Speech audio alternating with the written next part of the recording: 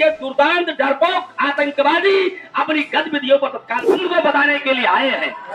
बिहार वह सब भी जानते हैं हम कि हम क्या कर सकते हैं टालने के लिए और वर्तमान बांग्लादेश में संकट को रोकने के लिए इस कार्यक्रम का आयोजन आज हुआ है।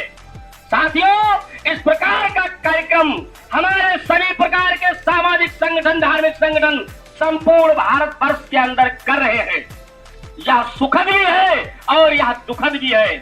हम उनके लिए लड़ रहे हैं, हम उनके लिए संघर्ष कर रहे हैं, हम उनके लिए पद यात्रा का आयोजन करने वाले हैं जिन्होंने 14 अगस्त 1947 की मध्य रात्रि में भारत माता के टुकड़े के रूप में कटे हुए भूभाग बांग्लादेश को अपनी मातृभूमि माना था, अपना देश माना था। और विभाजन के पश्चात वह हिंदू भारत में इसलिए नहीं आए थे क्योंकि उनके लिए जैसे भारत माता पूज्य थी वैसे ही बांग्लादेश भी पूज्य था।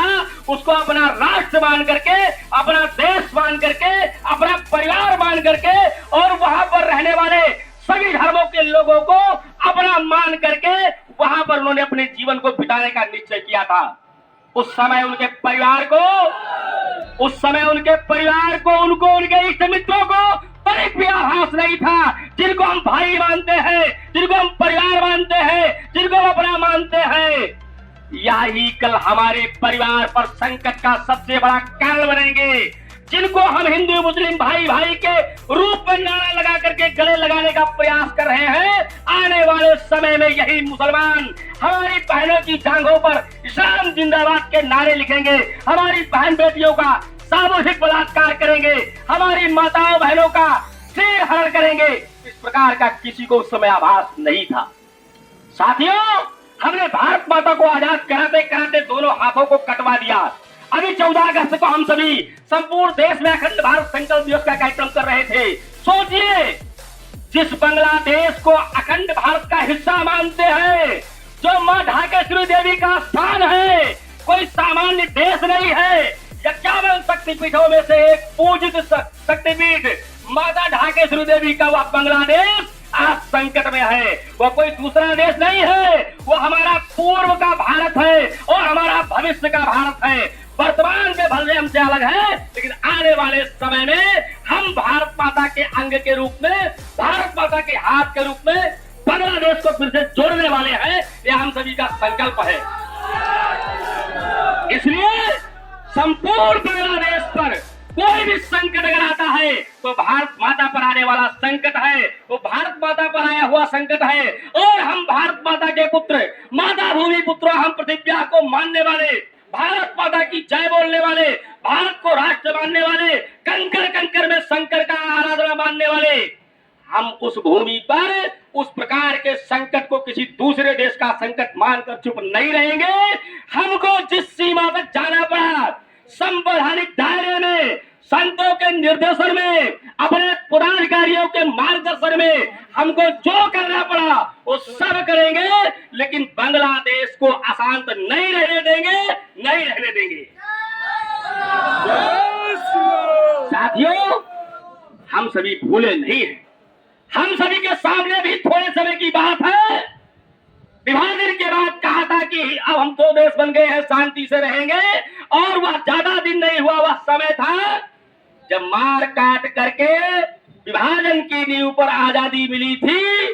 दोनों देश बनाए गए थे और दोनों देश के बनने के पश्चात पाकिस्तान से आने वाली ट्रेन भरी की भरी रहती थी।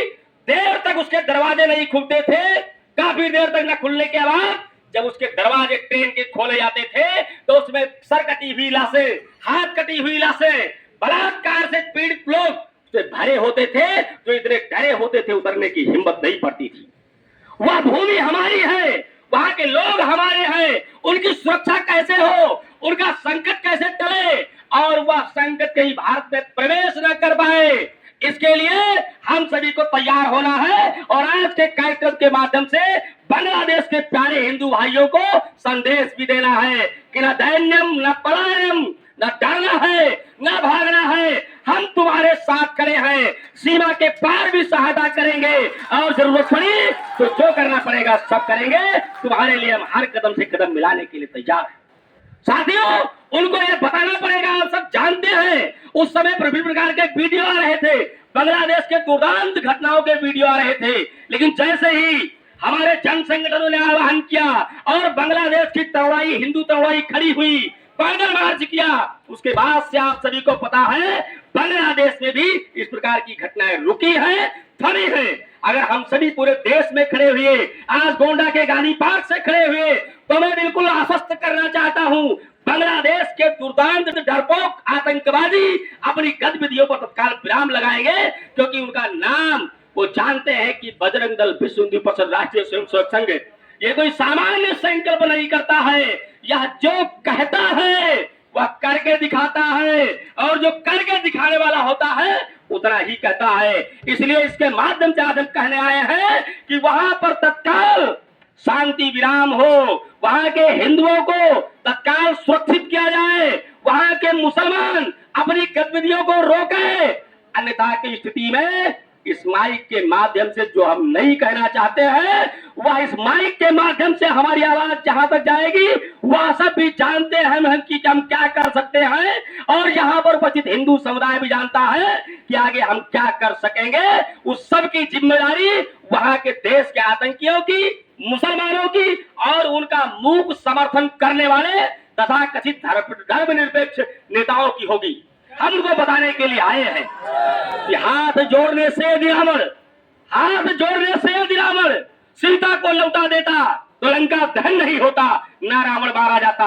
हाथ जोड़ने से दुर्योधन 5 गांव ही दे देता तो कुरुक्षेत्र के महासमर में इतना ध्वंस नहीं होता।